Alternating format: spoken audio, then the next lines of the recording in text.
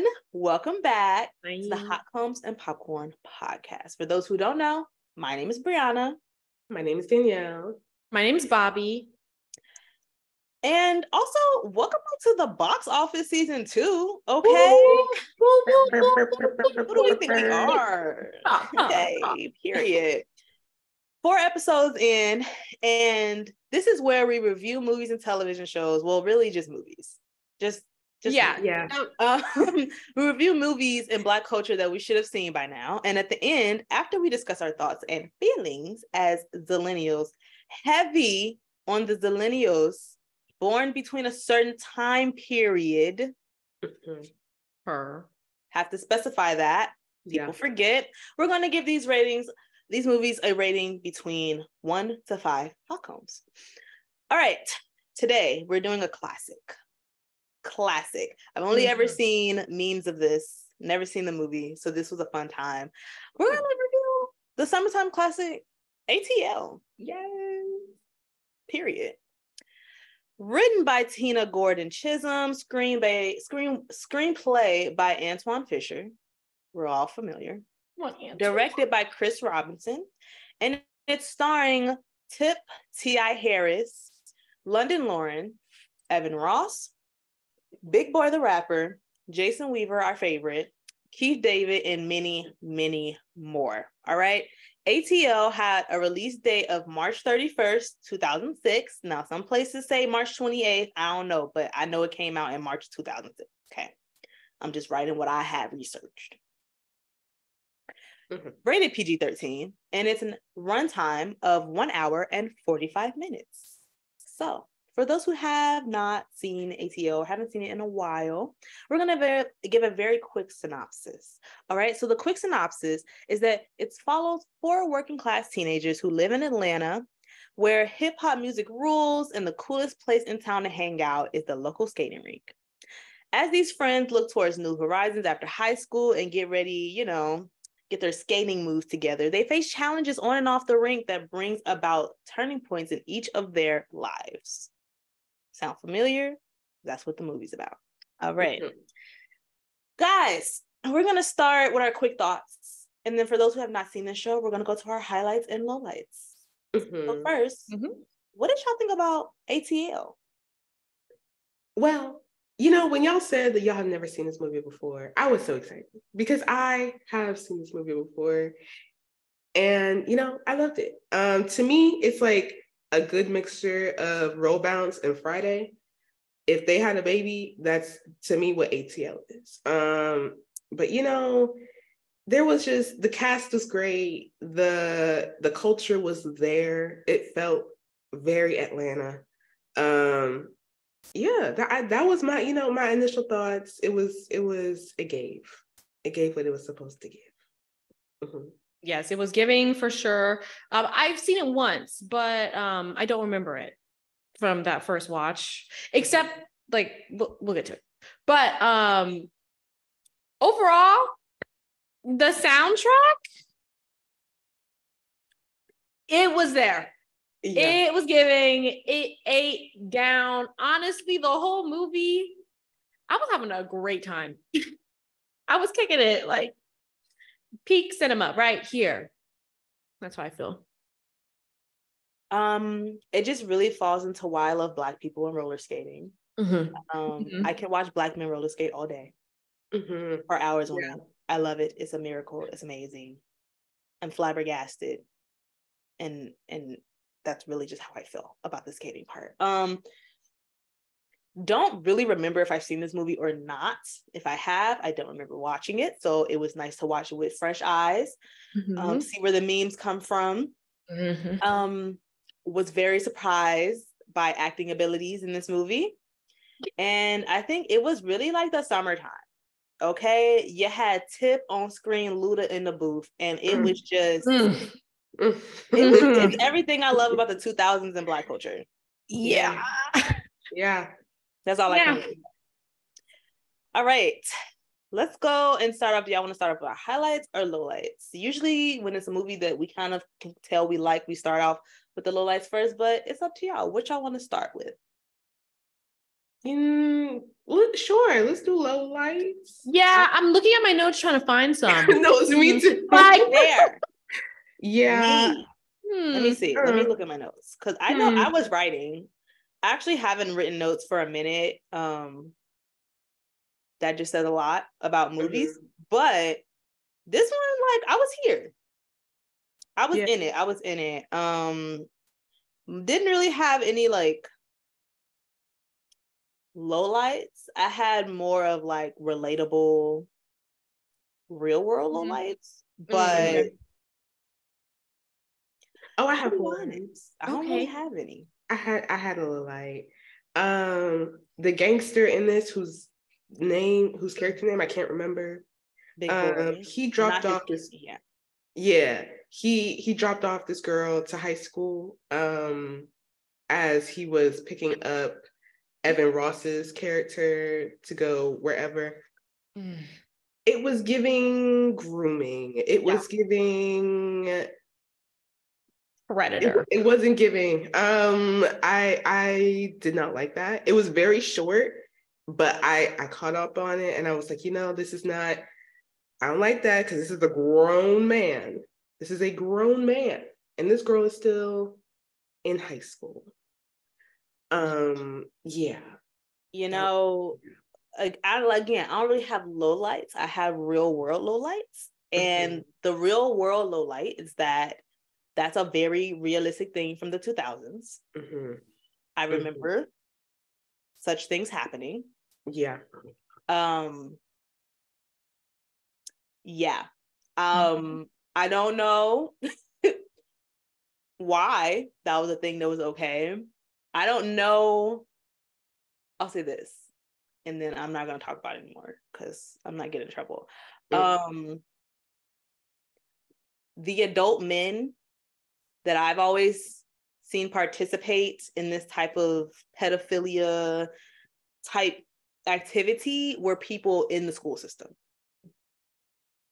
Damn. So seeing it from like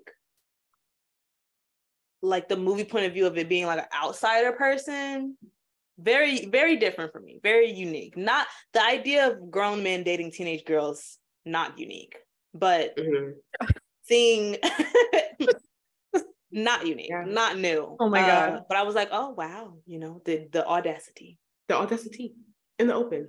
Yeah. Also, picking up new drug dealers at high school is just really gross. 2000s. It's giving. Yeah. I think that's my low light. Oh, I have one other, and that was it. And it really wasn't. I can't really call it a low light. It's just I didn't like the character. The uncle. I can see his side of view, like he was just dropped with these two kids. He didn't want them going to the foster system, stuff like that. But when the brother got arrested for having weed in his locker, and he said, a few extra bucks around the house, but I was like, no, sir. Again, you are a grown man. Why do you not see a problem with this? It was, like you said, a real life situation, but still, I'm like, you gotta do better. I feel like, he got a little bit better towards the end when he found himself a nice church woman. But everything before that was just do better. Yeah, he was real stank. He was. I swear Michael T. Williams is nice in person. I don't know what he was doing up in this movie, but he's not stank in person. But this character was unsavory.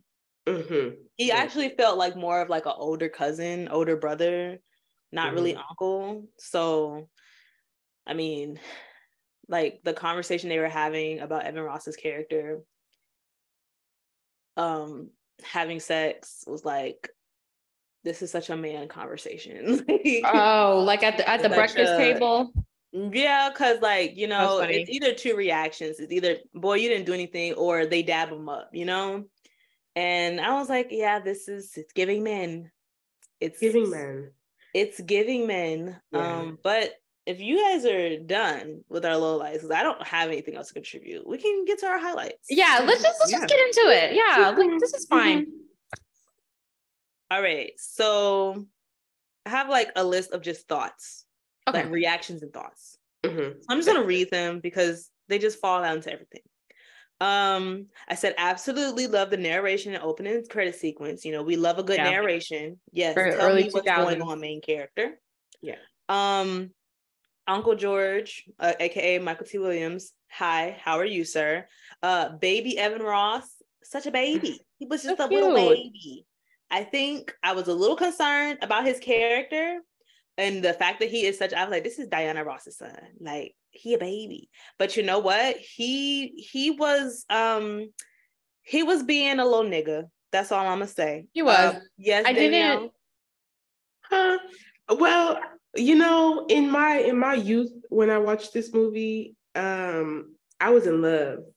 I was in love with Evan Ross. Okay.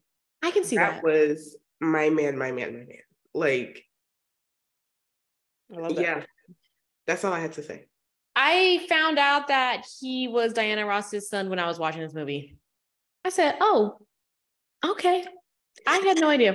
You know, every day I learn something new about you, Bobby. It's like, how was I supposed to know that? Like, do you know who he's married to? What? Who? All right. Wow. How many kids do you think that Diana Ross has? I honestly only knew about Tracee Ellis Ross, and I found that out when Blackish premiered. I had no idea. How would I know this information? Why would I know this information? How does everyone else know this information? Like, I don't have an answer for that on camera. So I really have no idea. I'm about to look it up. Who's he married to? Who's this man? Evan Ross. Oh, this is real. No, I really have no idea. Oh my God, for real? It's like Brandy all over again. Like, I had no idea. Wow, that's so okay. Well, I don't keep up with Ashley. How was I supposed to know this?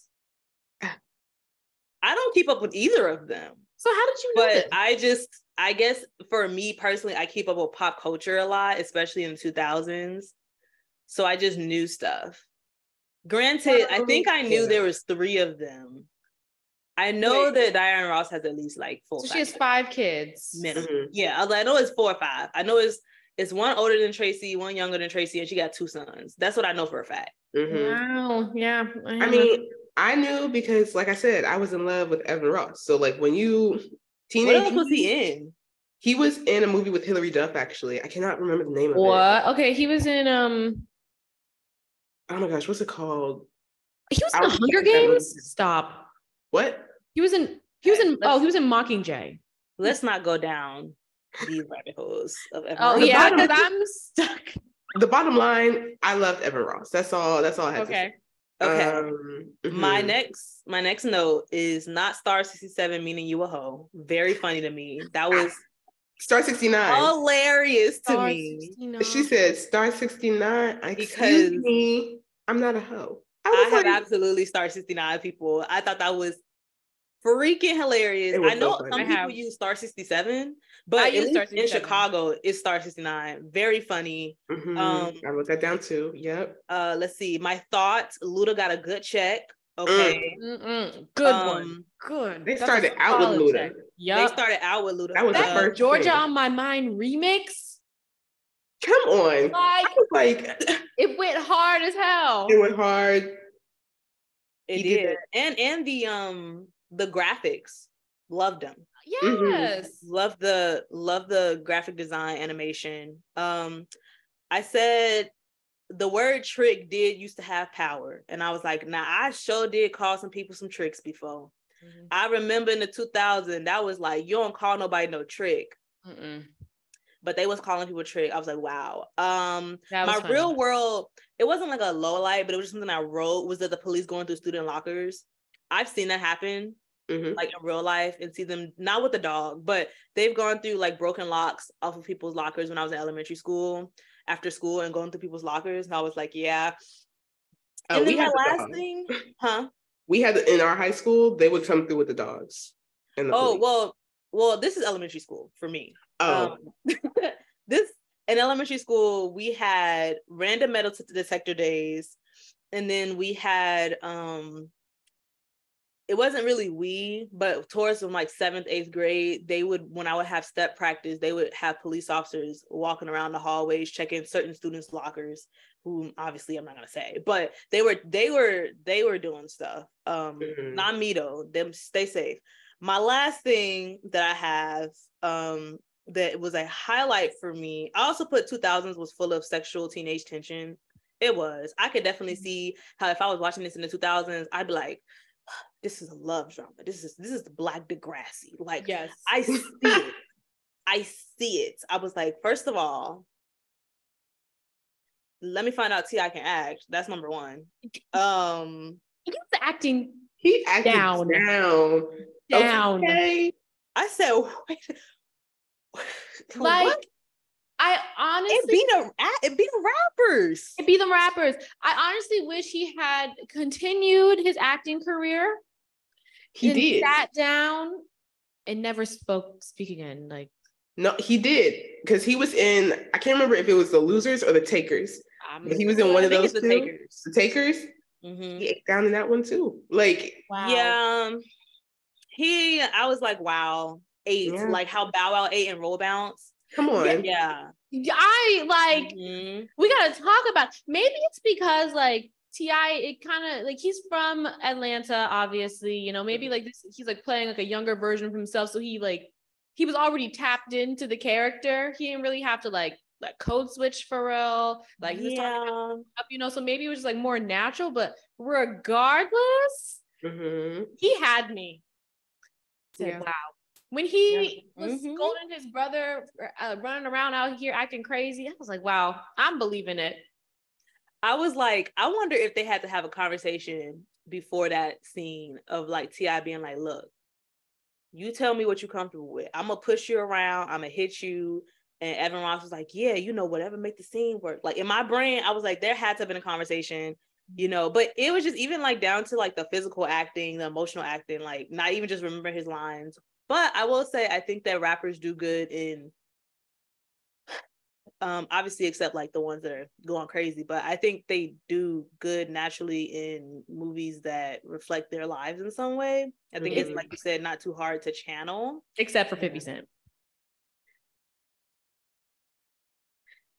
So my last highlight, I don't remember the name of the shot. I know it's a famous shot. I've watched videos on it, I don't remember it, but that dual in focus shot. They use so much good cinematography. No. There's a dual in focus cinematography shot that was made really big. I don't know whose movies it was in. If it was an Alfred Hitchcock or something, I don't remember. But it's the shot where somebody in the foreground and somebody in the background are both in focus, and it's not a cut. I don't remember. Let me see what that's called. I don't remember what it's called. Which scene was it in the movie?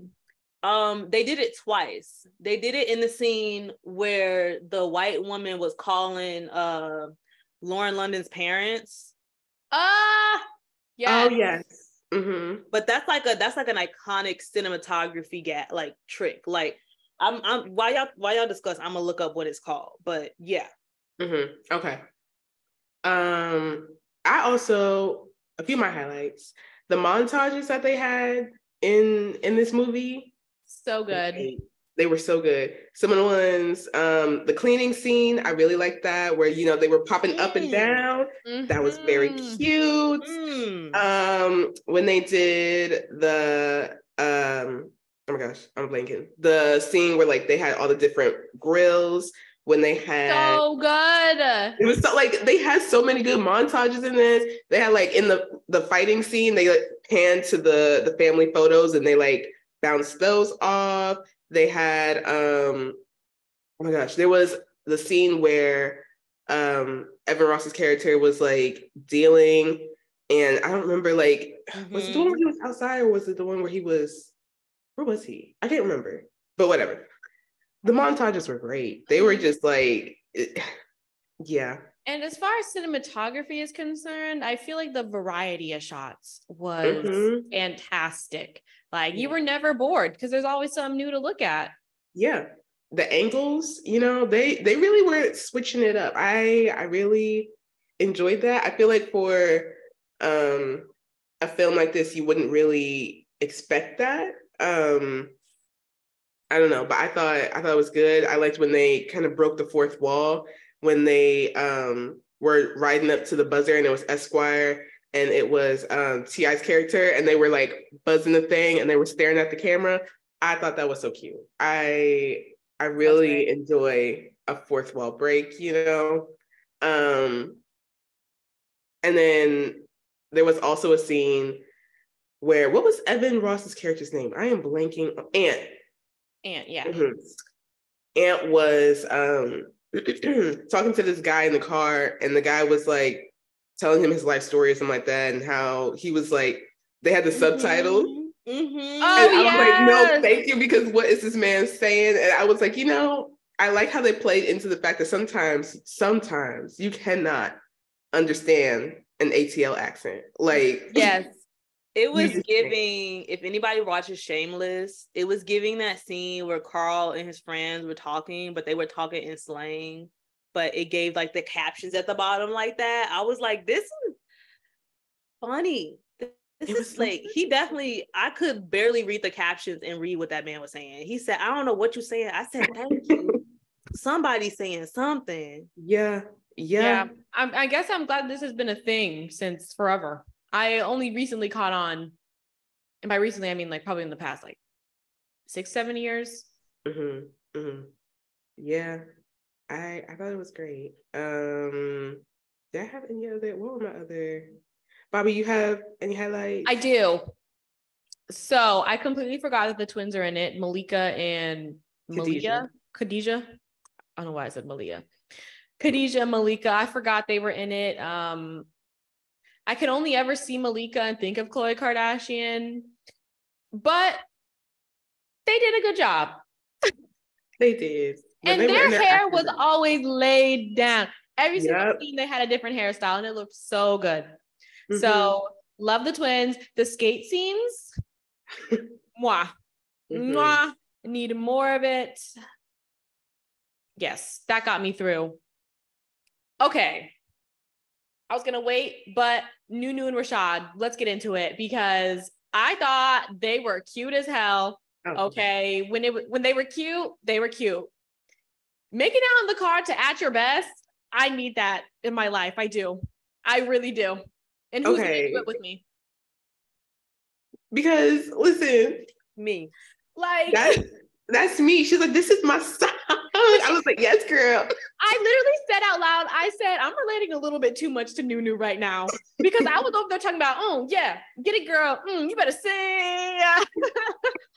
Yeah, you know, I was just like, they are a really cute couple in the show. Like they paired them so well together. That's also where I was like, wow, not T.I. out here acting, because he was actually like the scenes that with them and him being like really vulnerable and stuff. Like you can really, I was like, I believe in this love story. I think it's cute.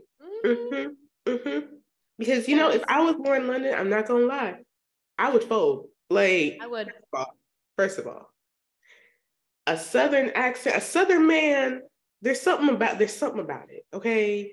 And the way that T.I. Okay, how do I word this? Because if a T.I.-esque person came up to me, we're getting married. Like, I don't make the rules. In the early 2000s. In the early 2000s. Yeah. I was about to say, I'm not on that dream boat with you, but I love that for you. No, even in the early 2000s, I'm not on that dream boat with you, but I love that for you.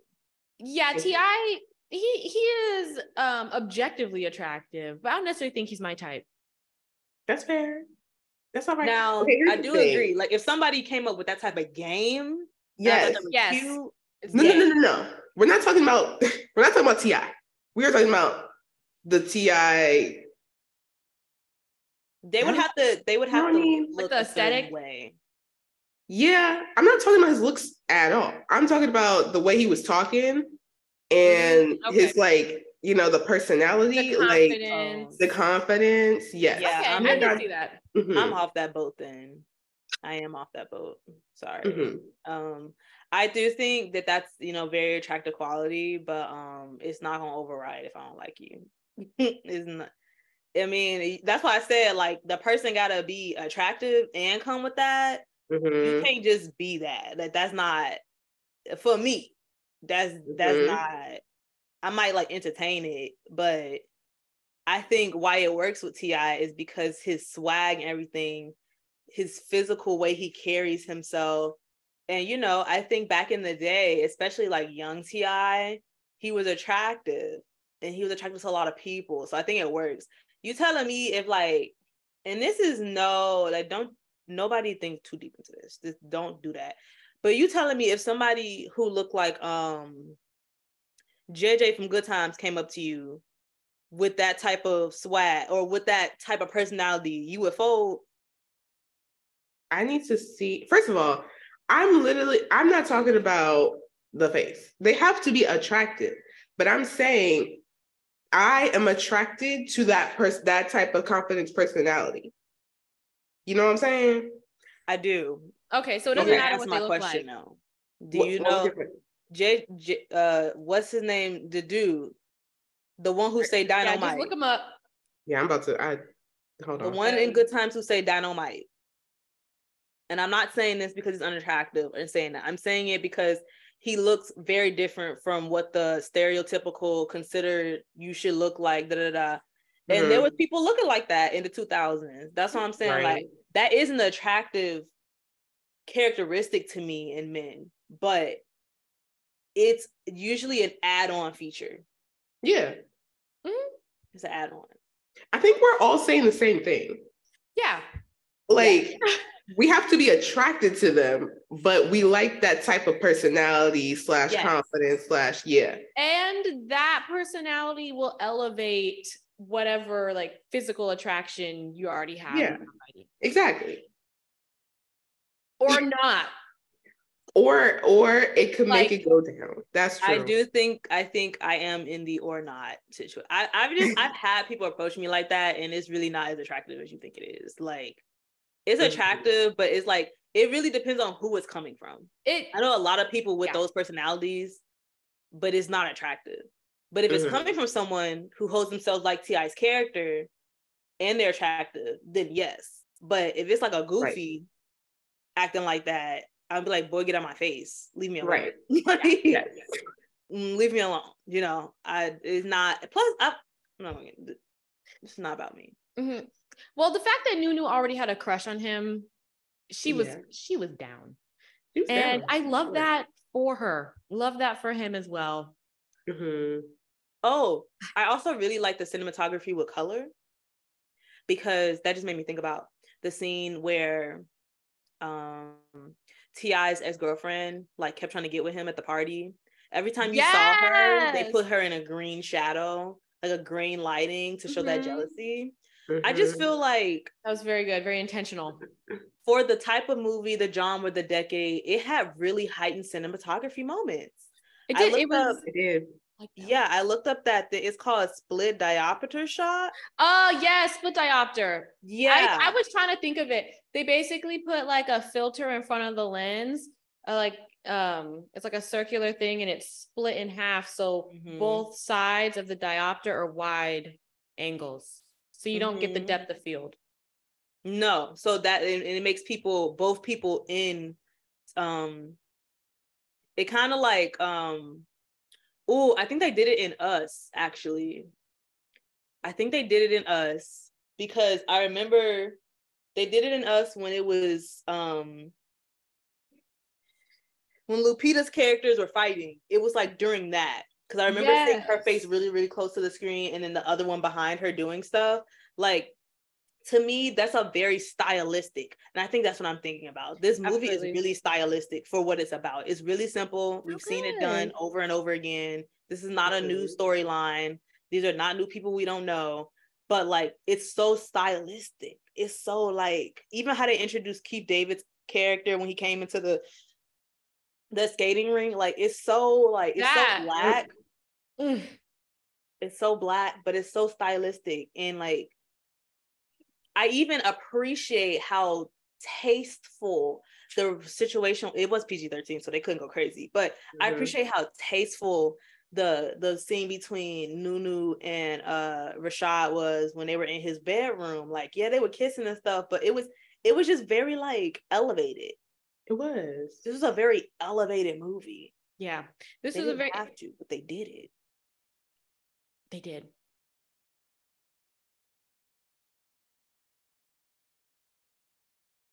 Okay. I was gonna say something, but then I decided to save it for the end when I do the That's why I was like, I was gonna let you say I know, whatever you was gonna say. I was like, hello? I was like, I'm gonna save it for the end. Okay. No, I'm gonna say it now. Yeah, whatever, fuck it. I restarted. This movie came out when I was 8, and I just feel like I was robbed of a childhood moment. Oh. See, I did not see this, in theaters or anything. However, BET was playing it back and forth. That's the only way I saw it. I still think it sometimes comes on, but like, I wish you had been able to see it. Yeah. Too. It's okay. I like it now, so whatever. Yeah, I think, and that's the thing. I think it has good like rewatchability. Like, it's an easy watch to me. So I, like I said, it's not my first time watching it, but I think you could watch it over and over again. It's to me, it's a 2000s classic. Like, I feel like it has the right. But I had like a few more highlights. Monica had to be in this movie. Oh yeah, Monica. She snuck in. She had to be in it. And she was the waitress at the diner. And I don't know a whole bunch of stuff that Monica has been in, but I have seen her do like small like cameos like that. And what she did was all she needed to do, because it was short and sweet to the point. She gave her attitude and she walked away. And I was like, good for you, Monica. Get your check. Get your check. What else? The no AC for honors classes was hilarious to me. It was so rude. It was so rude. But she said what she said. Yeah. Like, it is what it is. Like, it is what it is. There was a lot of good like one-liners in this movie. Like, yes. So many. I wrote one down that just sounds country as hell. He said, her ass is fatter than a swamp possum with the mumps. Yes. And Brooklyn was like, see, this is what I'm talking about. And I said, yeah, that's how you know you're from Georgia. Yeah. Brooklyn was definitely like, y'all talk weird. Yeah. Yes. I love that banter between like New York, ATL. That was cute. I love Brooklyn's character. I thought it was so cute. He was like, I'm just down here. We don't have this. He kept saying, there's not this in New York. Like, I don't know why y'all so country. I loved him. He was so real. He is like so many people that I have seen and talked to in New York, because they just don't understand the countryness. And I love it. I love it so much. I feel like Brooklyn feels the way about New York that I feel the way about Chicago. No, I literally wrote that down. I was like, the way he reps New York is how Bree is about Chicago. He came into that party with a New York Giants hat on. Literally. He has his jackets on. I was like, wow, this reminds me of somebody I know. I do love Chicago down. Chicago be irritating me though, but I do like, I feel like when they were talking about how you say things, I was like, wow. I distinctly remember having moments like that in Ohio, where I've learned that like Ohio is like the standard American accent. Like, it doesn't have an accent to its accent. And like, I would say stuff and people would be like, why are you saying it like that? And honestly, if we gonna keep it a buck, like people were obsessed with Chicago accents in Ohio. I don't know what it was. Obsessed. And if you didn't sound like the other Chicago person, they was like, why don't y'all sound the same? Yeah. It's like, which is weird, but that's true. There's different. Go ahead. I was gonna say there's like different regions within a city. Like not everyone's going to. Yeah, and I also like a lot of people don't realize like a lot of the Black people in Chicago are from the South. Like we migrated to Chicago. Like a lot of us in our ancestry. That's why a lot of people say like Chicago accents sound Southern. Is because most people in their dialects and the people they was raised around do have Southern accents. I was like, wow, I'm watching myself, and I think I'm funny. I was like, wow. I was like, wow. I was like, I know Danielle feels so appreciated right now because he was repping. I was like, I know Danielle is proud because I know I be proud when people be repping Chicago. They be like, why you acting weird? Because I talk about Ohio in a minute. Like Chicago is the end all be all for me. It's really not, but like it is because it's that place. Everybody want to be here. Don't nobody want to come here. And that's how he was like, look, we don't act like that. Why? He said, why is it always gnats? I said, oh my God. That is so real. That was me in Ohio. I was literally like, what are these bugs? Why do y'all have these bugs out here? Okay. It was so relatable. Like that one news anchor that beetle flew in his mouth. He's like, yes. He said, get me out of this country ass town. I'm done with this shit. Yes.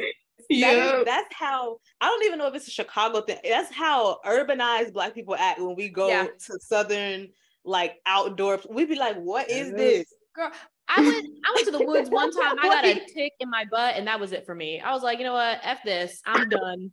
It died on its way to my bloodstream, but I was just like, yo, this is so fucked up. I'm not doing this shit no more. Whoa. I'm a city girl. I'm gonna move on. So mine wasn't that graphic. But died on its way to my bloodstream. It was like on the skin, not like in my butt, but like it was like on I sat down on it. So similarly, but not that similarly, the bugs in Ohio, we like trying to fight, like the stink bugs, they want beef. Yeah, they want beef with you. The stink bugs and the wasps, listen, they ready to triggering. And I'm like, bro, you in my area.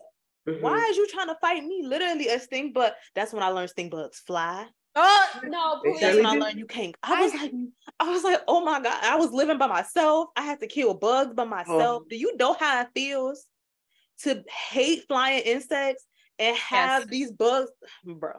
Where I lived in Virginia, we actually had a stink bug infestation because there was a tree hanging over my house, and every day there was like 10, 13 in like each room, and it just ruined me. In each room? Girl, it ruined me.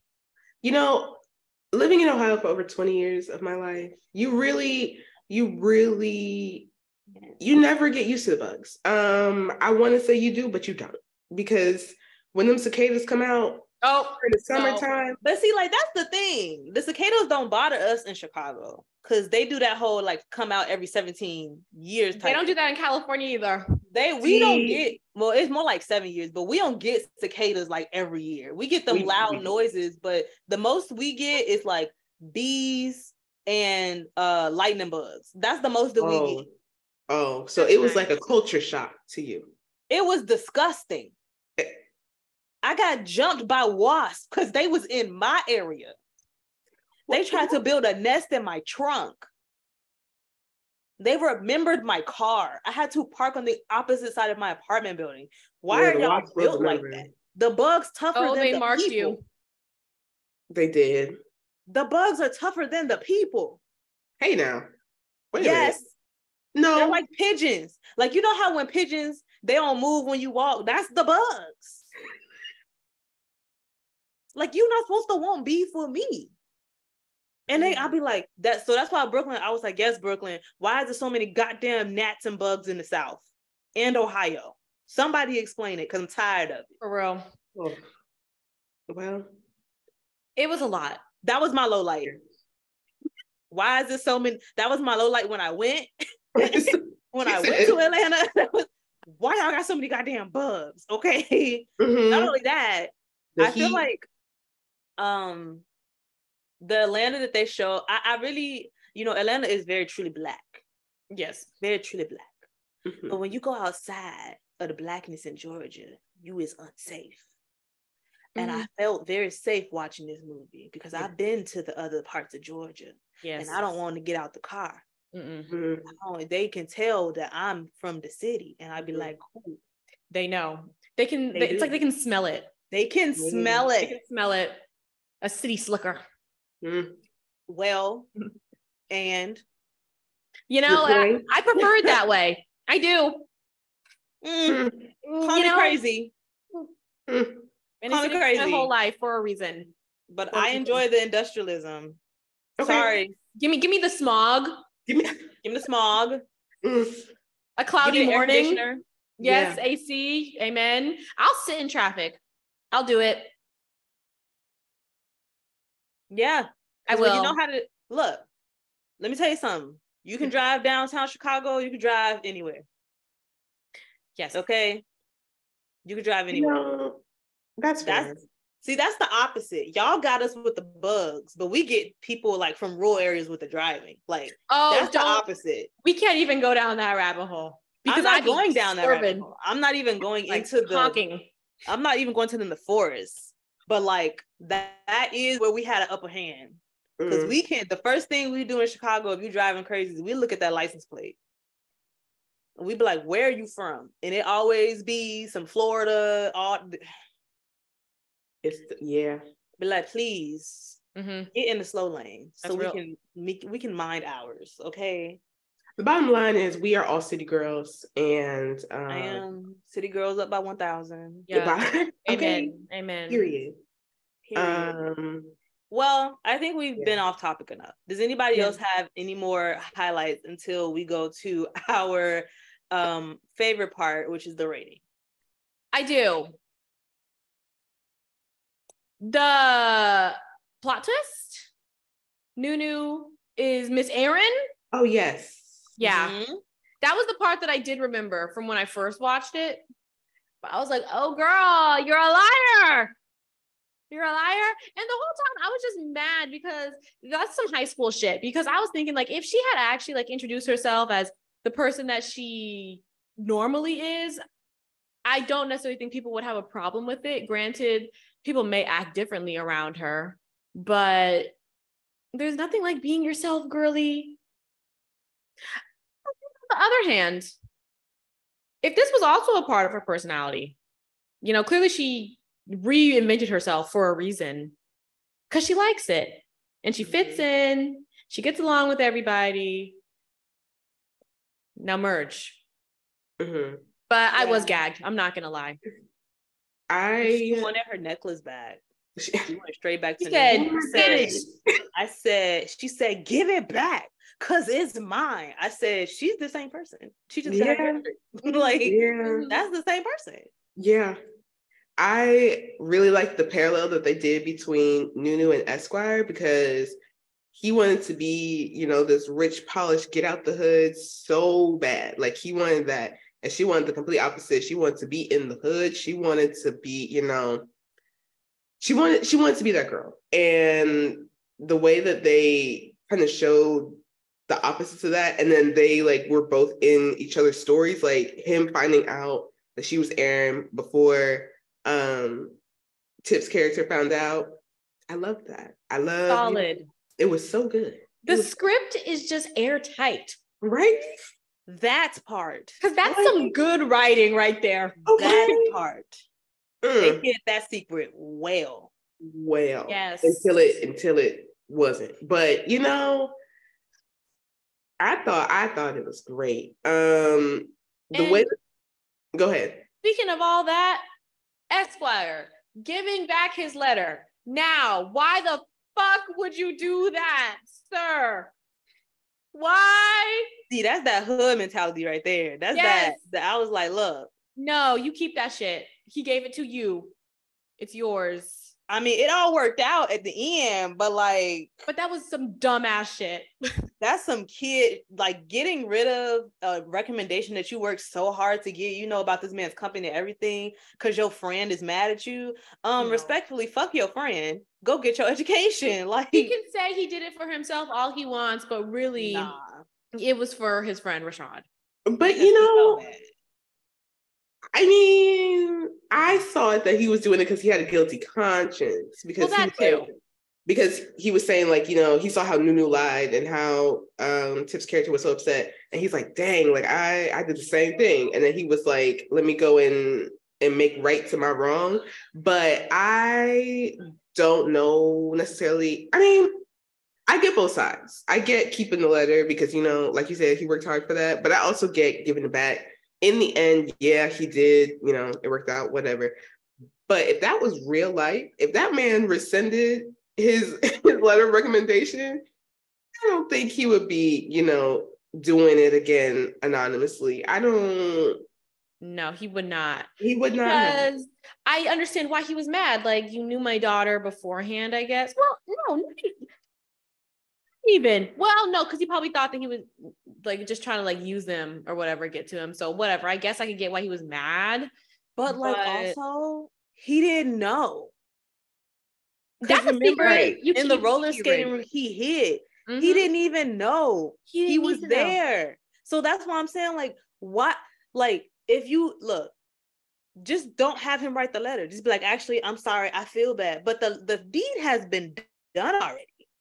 Yeah. You already lied. Keith David, who, by the way, I would not want to be yelling at me because that would be very scary. Okay.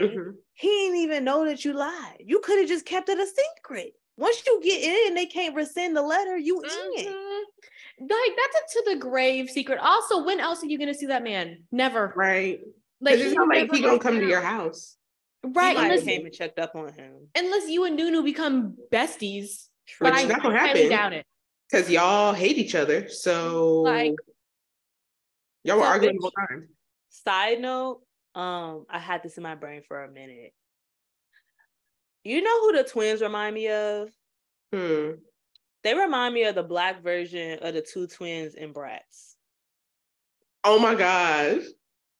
The one with the nose strip and the one that was, the ones that had a nose job. Yeah. They remind me of that, but as two black girls from Atlanta. I was like, why do they seem so familiar? That's why. Because they're not mean girls, but they, they try to do stuff and can't really fit in. Yeah. Oh, that is a low light that I had. I just saw it on here. It's we're falling into stereotypes, tropes here again, early 2000s. Like, the Lauren London is the main character, and she has like her two dark-skinned sidekicks that are like ghetto fabulous, as you would say. That kind of bothered me. They're like kind of dumb. They're just there for comedic relief, stealing stuff. And Lauren London is the romantic partner. That kind of bothered me, but also I feel like in that time it's so normal. You just like look right over it unless you're looking for it. But also the twins, we got with them their mama, Tasha Smith, and I love her. I thought that was so ironic that the twins had a twin as a mom. Right? Yes. Cute. The wad of cash in her bra sent me because that shit was thick. Yep. That was a wad. I thought it was cute. Is she the one that was like, boom? Yes. Okay. In Tyler Perry's. Yes. Her sister, from what I understand or know, her sister does the behind the scenes stuff. Like, I think her sister is like a producer and a writer and stuff. Like, I don't think her sister be on camera. Okay. I think Tasha is the one that's like the main actress out of the two of them. Yeah, she was the one that was like, boom. No, that is funny. Iconic. Yeah. Wow. I don't think I had any other. Oh, I'm sorry. I did have one. I had one, and I don't want to call it a low light, but it was a low light. during the cleaning, after the cleaning montage, the uncle put his feet up on the desk and he was clipping his toenails. Oh. And I said, why would you do that? Like, why? That's real nasty. Why would you do that? That is so nasty. Like, there are well, maybe there weren't, but there are probably cameras in there. And and then he was picking in between. I was, this is what I'm talking about. This man needs to get together. Maybe his church woman got together. Which was also a little disrespectful, because at the end when they were saying that he got a church woman, the narration, he was like, she's nice. And I was like, wow. So we dogging this woman already. She was on the camera for 2 seconds and we talking about her and she just nice. Like, we know what you're trying to say, but I digress. That's all I have to say. That's all I have to add. You have anything else to add, Bobby? Yeah, another low light that I just found through clearing out my notes. Mm-hmm. The end montage, everything makes perfect sense, except I just feel like it's just very unrealistic that in 3 months Rashad was able to get a job drawing for the newspaper. Yeah, a little overambitious. Just a little unrealistic. Mostly considering like the job market is like, it's pretty tough, and I think you need an internship first. I don't know. But yeah. I love that for him. The way that they were making it seem, they made it seem like the brother was paralyzed, and he was not paralyzed, and I was confused. Yeah. Okay, that whole aunt getting shot, hospital, I was on the edge of my seat. My eyes are glued to the screen. I said, oh my God, he's dead. He's gonna die. But yeah, but I also like how they kind of did a lead up to show like who actually got shot. Yes, I love that. That was good. Yeah, that was good. And I also like how it wasn't over emotional, but like they didn't have any dialogue. Like when the doctor was talking to them, they didn't have any, like, it was just the voice of the poem. Like, listen, now y'all just ticking every box because it fits so well. Cinema. Even when they were the same thing with the sound that they did in the very beginning, like when the doctor was showing them the x-ray and all that, which I have no idea if they did it like that back then day, but he was showing, but it was like no sound or anything. Same thing with like when T.I. like was beating up his little brother, like the sound just went out. You just saw pictures of, I was like, this is such good cinematography. I was like, this is such good directing, like so good. The sound designer really went off. It's so good. And it's such a shame that movies like that can't be made today. And I don't know if it's can't or won't, but like they have way less, anytime you go back in time, they have way less options of materials than we do. And it's like they did so much good work with such little material, such simple scripts. Now everything is like Inception times 23, and it's just like unnecessary. So we just need, that's what we need. We're stuck in the franchise machine. Yeah, like it's going crazy, like I said, right now we're going through the strikes with the writer strike and SAG and everything, and they want to have AI take over all of that for people's hard-earned work. And it's just like, but look of the goodness you can create of just people talking. Okay. Yes. All right, guys. We're at the end of our story of ATL, and everyone's fine. Everyone's fine. People are together. All is well. So now we need to get to these ratings. 1 to 5 hot combs. What do you guys give ATL? 5 out of 5. I thought this was a great movie. Like I said, you can rewatch it. The writing was spectacular. The cinematography, the music, coming out with Ludacris in the first song. It was just like, it felt so much like Atlanta culture. And if you have been to Atlanta, you know what it looks like. You've seen it. And it felt like that. So I think it was successful in what they were trying to accomplish. And, you know, I would rewatch it again. I will rewatch it again. I don't know when, but it will happen. So I give it a 5 out of 5. Bobby. Well, I love a coming of age story. Sure do. Especially if they're high school age. It just does something to me. I liked the fashion. It was a great throwback. And Nunu and Rashad were so cute. So I'm going to give it a 4 out of 5 hot combs because I thought it was fantastic, but I don't think it was the best movie I've ever seen. However, it was very good. Yeah.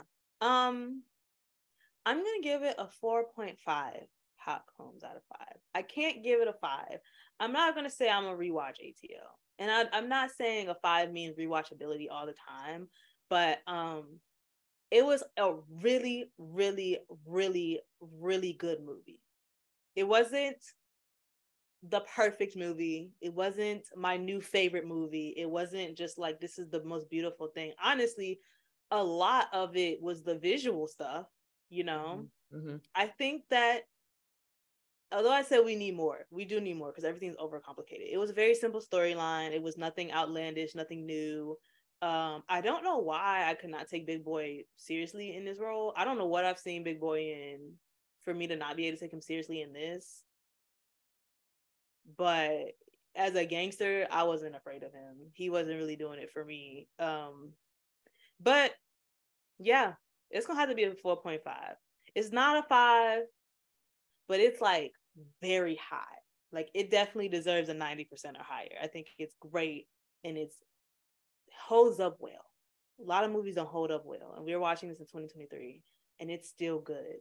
Which means what? In like 3 years, that it'll be its 20th anniversary. Like, Whoa, something for that long. That's pretty good. It's really good. Good movie. You know, they had good people in it. Jason Weaver, we love him. He's a classic. Michael T. Williams. You have Keith David. All these people. It was a little hard to watch this movie and not think about like what's currently happening in the world with the main character and things. But yeah, I was just hoping we could just you know, right past.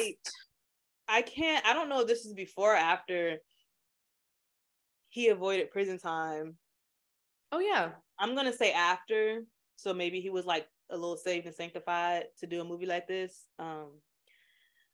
But it's a 4.5 for me. So do you guys have any final thoughts about ATL? Anything else you want to say about the famous Atlanta movie?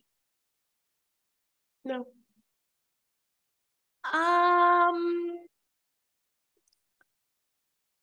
No, but it kind of made me want to visit Atlanta again.